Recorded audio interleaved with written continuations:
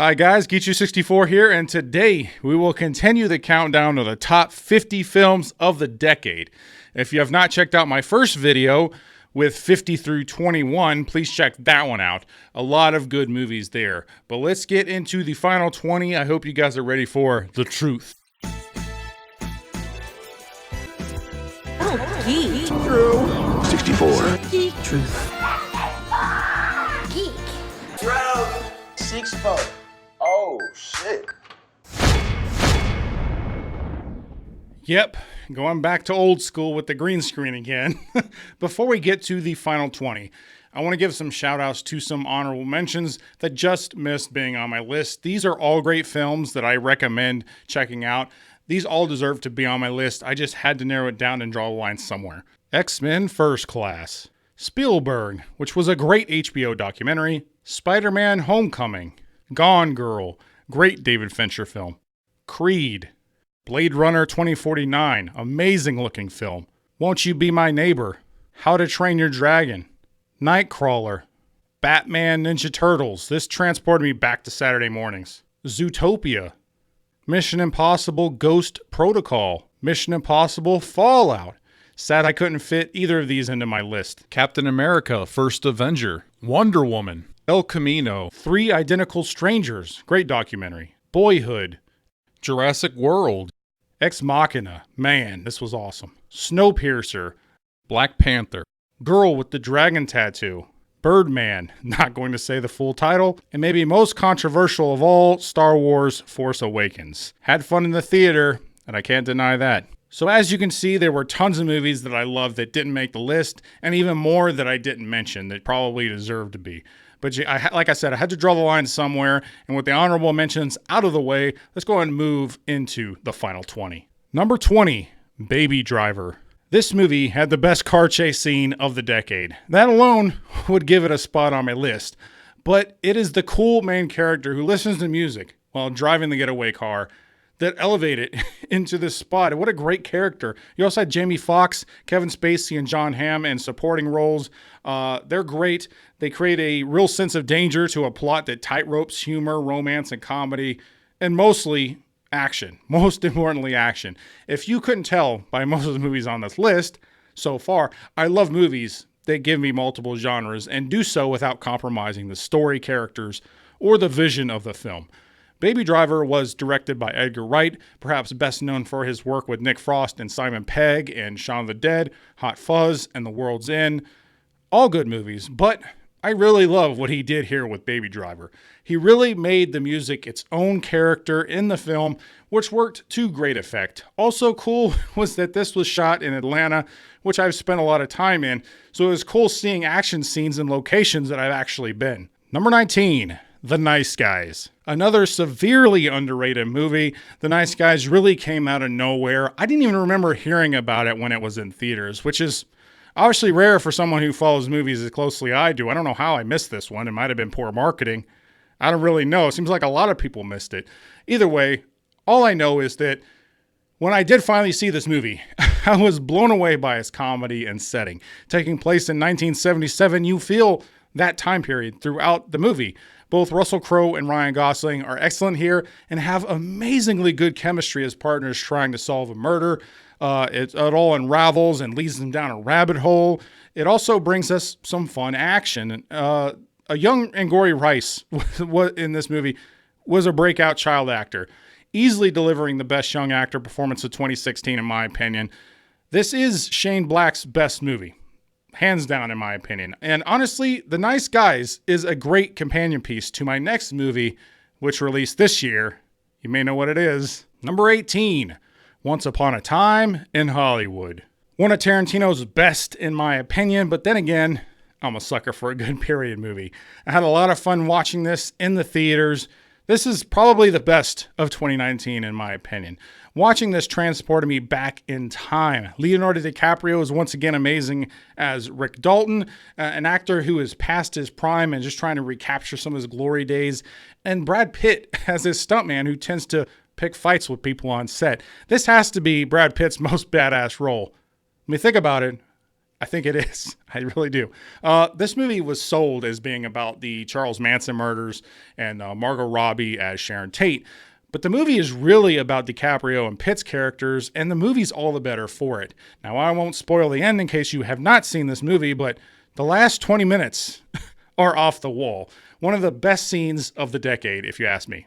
Number 17, Harry Potter and the Deathly Hallows, 1 and 2. I forgot these films actually came out this decade. It seemed like so long ago. But no, part 1 came out in 2010 and part 2 came out in 2011. And I'm putting both of them in the same spot because they honestly feel like one really long movie. Now, this capped off the series in the best way possible. Part 1 put our characters on the run, making them feel hopeless. Part 2 brought everything together for one final stand at Hogwarts. These movies were the darkest in the franchise, and rightfully so. Our main characters, Harry, Hermione, and Ron, get plenty of time to shine, but the side characters get a surprising amount of time as well, which really fills out part 2 and give everyone in this story a completed story. This franchise had really no dips in quality throughout its 8 installments, which is a rarity in today's franchise fatigued era. I don't see another franchise making it 8 films without a drop in quality. So, way to go, Harry. Number 16, Captain America, the Winter Soldier. Unlike a lot of people, I really enjoyed the first Captain America, which had that classic movie vibe, like right out of Indiana Jones or The Rocketeer. However, the second film blew me away. This was the Russo brothers' first outing in the MCU, and man, did they burst onto the scene with a bang. This movie had a great story of like political intrigue. There was conspiracy mixed with great action. Black Widow's character was really fleshed out in this movie. Falcon was introduced, which is a great character. Captain America's values are tested, and he holds true to them. His best friend returns from the dead in the form of Winter Soldier, and Robert Redford makes a very compelling villain as Alexander Pierce. This movie propelled Captain America to top-tier status, more so than the Avengers or his first movie could ever do. The Winter Soldier elevated and displayed what a good Captain America could be. Number 15, X-Men, Days of Future Past. This is arguably the best X-Men movie. It brought back the original cast and reunited them with the new cast from X-Men First Class. It had a massive amount of characters in this movie, massive amount, but somehow it managed to streamline itself into a central story. Wolverine gets sent back in time, which is a smart deviation from what happened in the comic book with Shadowcat being sent back in time. Our cast from the 70s is shattered and broken apart. McAvoy's Xavier needs to reunite with Fassbender's Magneto, and once again you get two sides to the story of mutant protection through peace or war. Meanwhile, McKellen and Stewart's return as Magneto and Xavier are a highlight. Peter Dinklage as Trask was a smart casting choice as well. They try to expand on Mystique's story by tying her into the creation of the Sentinels. This movie found a way to retcon X-Men Origins Wolverine and X3 and still maintain X1 and 2. I didn't think that was possible. X-Men Days of Future Past was better than anyone expected. It breathed life into the franchise. It's too bad Apocalypse and Dark Phoenix combined with Disney's acquisition promptly killed all of that momentum and the franchise as a whole. At least we have Days of Future Past. Number 14, Django Unchained. Jamie Foxx, Christoph Waltz, Leonardo DiCaprio, Sam Jackson, and director Tarantino bring the Western back in this over-the-top take on the spaghetti westerns of old. It was a great story about vengeance. This is the movie where I truly realized how great Christoph Waltz was. He had been in tons of things before this, but man, does he bring into this movie. I love the character of Dr. King Schultz, who trains Django to be a bounty hunter and ultimately save his love, played by Kerry Washington. Once we are introduced to DiCaprio's Candy and Candyland, this movie is brought to a whole new level. DiCaprio's ad-lib, when he cuts his hand and just keeps going with the scene, smearing it all over Kerry Washington's face, was some next level acting. There are so many moments of tension and what the hell moments that very few movies this decade pulled off. You root for Jamie Foxx from the beginning to the very end.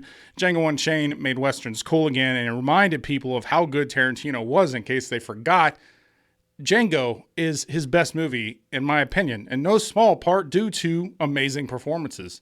Number 13, Dawn of the Planet of the Apes. You could honestly put all three into this spot because they are all solid, but If I had to pick one, I'd go ahead and go with the second film. This elevated what the first one set up to the next level, and the story unfolds in a way that you can identify with both the humans and the apes. You will root for both, which is how these types of stories should be. Sometimes there is no clear-cut answer when it comes to wars, who's right and who's wrong, and it makes for a far more interesting and investing story that way. The effects are amazing. Andy Serkis deserves a major award. The guy wrote the book on motion capture. And Toby Kebbell is amazing as Koba. Seeing this tortured ape turn on his best friend and just go off the deep end was enthralling. I grew up loving the Planet of the Apes movies, but these reboots are even better. What they did with this trilogy reboot was amazing, easily grabbing one of the top spots on my list. Number 12, Captain America: Civil War. I didn't think they could top Winter Soldier, but the Russo brothers did with this movie. Honestly, I would say that it is a straight-up Avengers movie, but there's a good focus on Captain America and his relationship, so they get away with the title Captain America. Not only do we get a conclusion to the Winter Soldier storyline with Cap sacrificing a lot to help his best friend, we get a clash between Tony and Steve that fractures the Avengers for years to come, honestly making it even easier for Thanos to win in Infinity War. The debate for registration is done in this movie in such a way that you can understand Iron Man and Cap's positions. Now, I obviously agree with Cap in this scenario, but there is an argument to be had either way. We get one of the best battles in superhero history at the airport. We're also introduced to Black Panther and Spider-Man in this film. There's a lot crammed into this movie without it being too cramped. It never feels too overloaded despite how much stuff is jammed into it. Civil War is easily one of the best Marvel films. No contest. Number 11, The Avengers. Yep, another Marvel movie. I think the first Avengers tends to get lost in the shuffle of the bigger Marvel releases, but I can't undersell this movie. It brought everything together. It proved that Marvel's formula was working, that it had worked. It may not seem like as big a deal now because every other studio is trying to copy what Marvel did, but Avengers was really the first large-scale event of the decade, only to be outdone by The Force Awakens and its own sequels, Infinity War and Endgame. Avengers had one of the best battle sequences of all time with the Battle of New York. Robert Downey Jr. as Iron Man was truly cemented into pop culture with this movie. Tom Hiddleston as Loki is one of the best Marvel villains to this day, and the movie was just a lot of fun. The threat was real, but the history and relationships between these characters were brand new, making for some interesting confrontations without any real requirement to know their backstory. It is all contained here. Even with it being released in 2012, everything still holds up on rewatch. Avengers is definitely great. Number 10, The Other Guys. Starring Mark Wahlberg and Will Ferrell as reject cops, or the other guys. The movie opens up with the main guys, Sam Jackson and The Rock, dying in the funniest way possible. So Ferrell and Wahlberg have to follow the corruption and track down the bad guys. This is the funniest movie of the decade, in my opinion. There are so many quotable lines from Ferrell talking about his family of tuna building breathing apparatuses to walk on land and hunt down a pride of lions, to "I'm a peacock, Sarge, you gotta let me fly," to talking Will Ferrell into doing a desk pop, and more. This movie is just non-stop comedy, and Ferrell and Wahlberg have amazing chemistry here. I'm amazed that we never got a sequel to this, but we did get a sequel to Daddy's Home 2. What a disservice. What a disservice. If you have never seen The Other Guys, you have to see it. A comedy doesn't crack my top 10 of the decade without a good reason. It's hilarious. Number 9, Guardians of the Galaxy. This movie came from out of nowhere. Now, I'm a huge comic book fan. That's no secret to anybody who subscribes to my channel.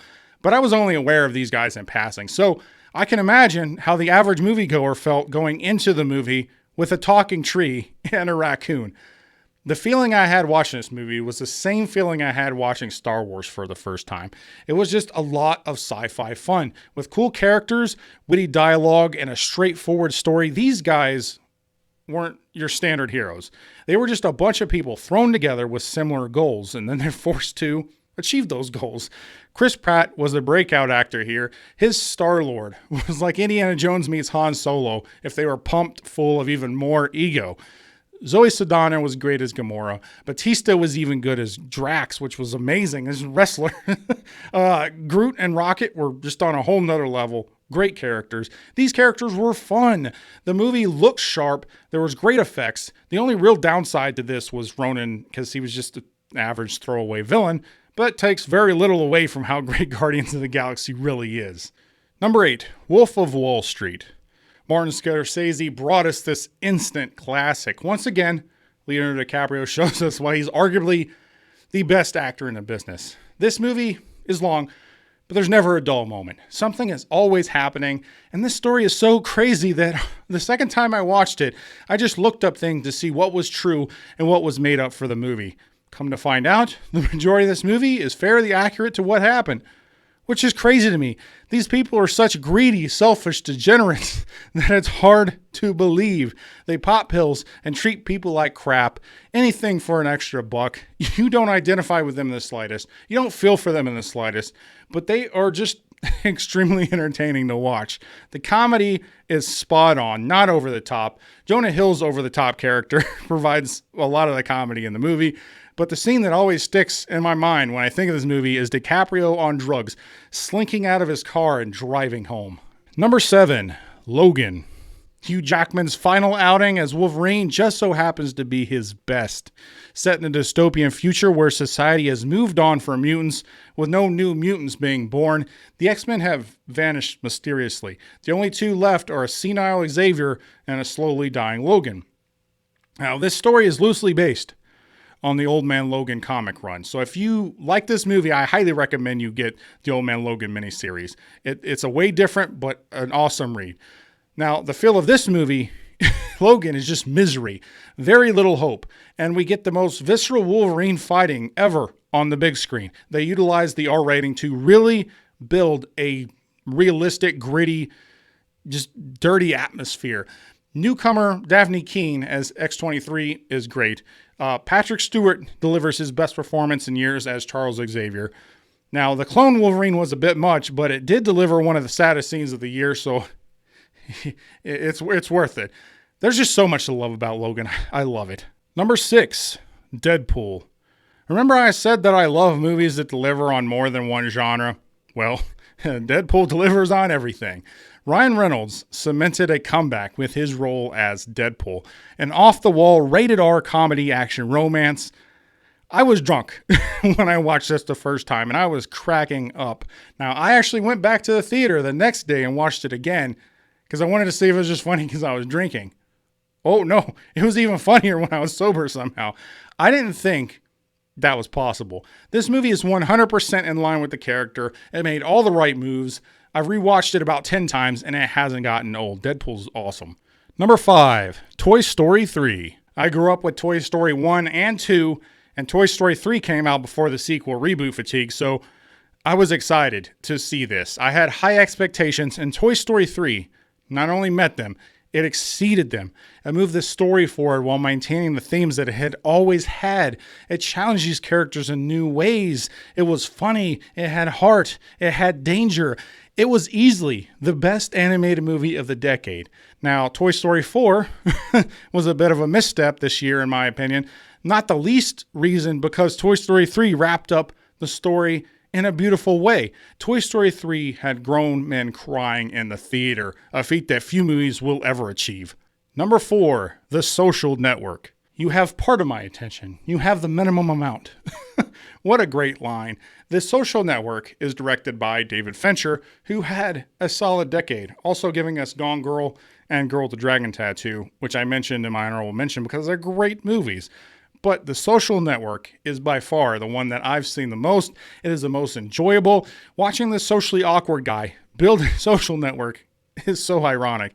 Watching this guy give up his one true friend in order to build this company is like watching a train wreck. You just can't look away from it. Jesse Eisenberg was perfect casting.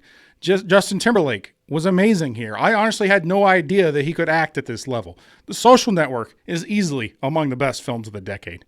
Number 3, Scott Pilgrim versus the world. So many quotable lines in this film that I can't just pick one. Scott Pilgrim is filled with so much that I find myself seeing new things every time I watch it, and I have seen it a lot. Possibly my most watched movie of the decade is this film, Scott Pilgrim.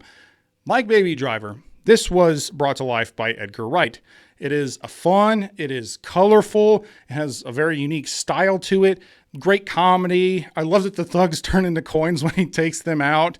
The evil X's are all very different. You have Captain America and Superman in this movie with Chris Evans and Brandon Routh. Brandon Routh, as the guy with vegan powers, is funny every time I watch this. Now, I'm not a big fan of Michael Cera, the main character here, but he fits this role like a glove. He was great. I love basically everything about this movie. I don't think I would change a thing about Scott Pilgrim. Number 2, Avengers Infinity War. This placement may upset some people. I don't really know. Yes, it's ranked high. It is ranked here because I love it. It is an amazing achievement in cinema. It gave us the best villain since Darth Vader with Thanos, a guy who truly believes that he is doing the right thing. This is a movie in which the villain wins. It's very reminiscent of the end of Empire Strikes Back. The way this movie ends has been cemented in pop culture. Seeing our heroes turn to dust before fading to credits. Brilliant. Brilliant. It is filled with so many characters, but they all play a role. They're not all throwaway characters. The Russo brothers stepped up what they started in Winter Soldier and Civil War to bring us something truly amazing. Infinity War almost grabbed my number 1 spot, but I had to give it to a movie released in 2010, a movie from the one and only Christopher Nolan. Can you guess what it is? Number 1, Inception. This number 1 spot was very hard to decide on, and as I said at the beginning of this video, all these spots could easily be moved up to 10 spots or more. My opinion changes all the time. This is what it is right now. I like all these movies on this list. That's why they're here. Narrowing 10 years worth of movies to just 50 films was a momentous task. I had a hard time with this. But I had to settle on Inception for number 1. What an amazing movie. It was a movie discussed years after its release and is considered one of Nolan's best, with good reason. It is mind-bending. It is thought-provoking. It is action-packed. It had effects that were off the charts. It was an original story. It wasn't based on anything else. It had great performances. Joseph Gordon-Levitt and Tom Hardy. Ellen Page was good. And of course, DiCaprio brings it again. Dude's the best actor right now. The world Nolan builds in Inception is so interesting, and that ending still doesn't have an answer to this day. Was he dreaming? Was he awake? And in the end, does that even matter? Inception is a type of movie that you can watch multiple times and find new things to think about and new things to enjoy. I hadn't seen it in a few years, but recently rewatched it, and it was just as good as the first time around. Inception gave us a glimpse into what cinema could be for the decade, how original and innovative it could be. But ultimately, this decade devolved into Marvel copycats, endless reboots, unwanted political shoehorning, and sequels to movies that should have just never happened. Thank you so much for checking out this video. I'm very interested to see what some of your favorite movies of the last decade were. As I said, this list was hard to make, so if you didn't see some of your favorites, I had to make some hard cuts. I may not have even seen some of your favorites, so I'd love to see your recommendations below because I love watching movies. Just comment, let me know what you think. Thank you, subscribers, for being awesome. And if you like this video, please like, comment, subscribe, share, do all the YouTube stuff, or don't. I'm not a beggar. I'm Geek264, and I'll always tell you the truth.